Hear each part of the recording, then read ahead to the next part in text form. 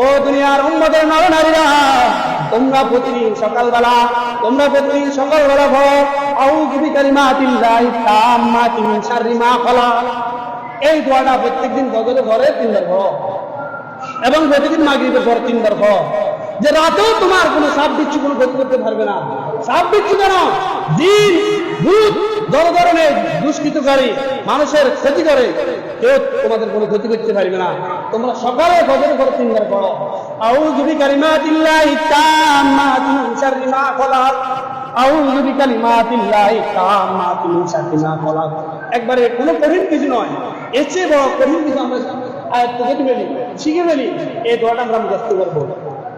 রাসূল আরেকটা দোয়া বলছেন, তোমরা সকাল বিকাল পড়ো বিসমিল্লাহিল্লাযী লা ইয়াদুররু মা ইসমিহি শাইউন ফিল আরদি ওয়ালা ফিস সামাই ওয়া হুয়াস সামিউল আলীম।